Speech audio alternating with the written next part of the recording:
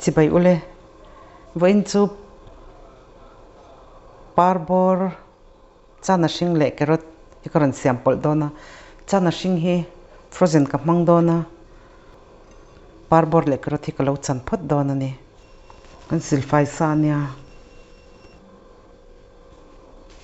a chandan kha chu mani du tet khan chan mei tur ania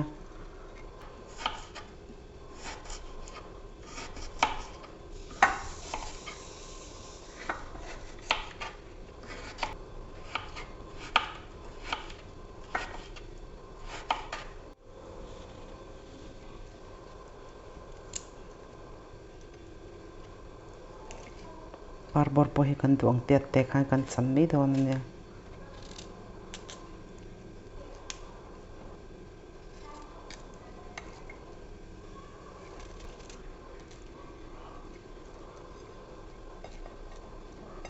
tihan hi kan lo chan zo to a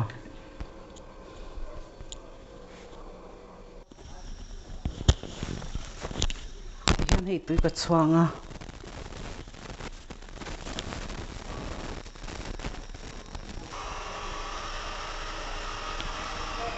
tui po lo so to heta hianin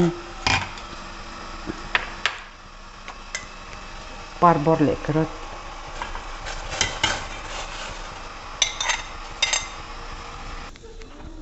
chuanin chana hring kha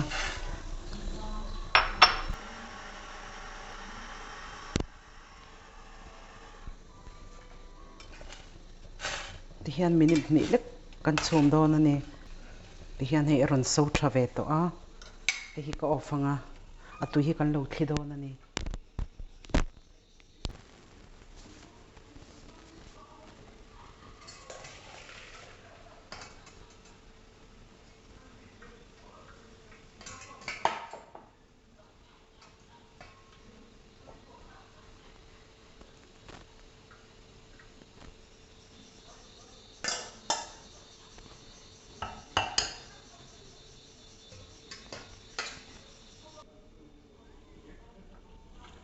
tihan thirbel ka chuanga tel ka leya tamwak lo tablespoon ni bor vel ka leya ni gas pa nga ya ka da chuanin pron sen na hi ka mang dona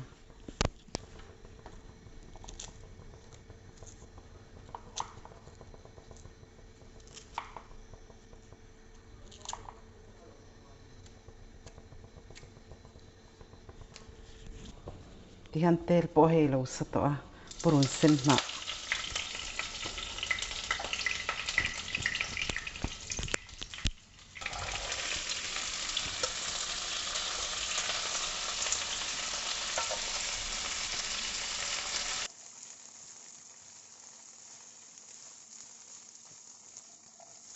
yan gas hi asanga ka da a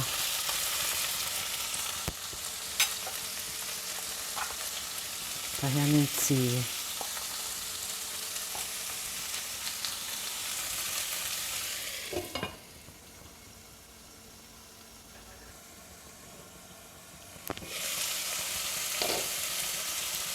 chicken powder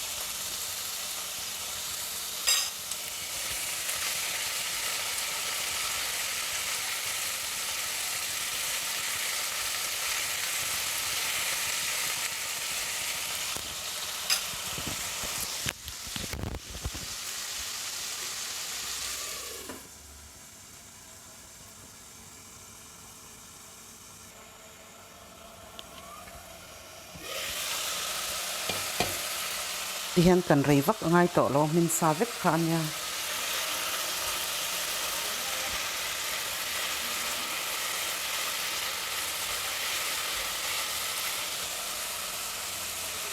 lo du tok to don ni ka off gas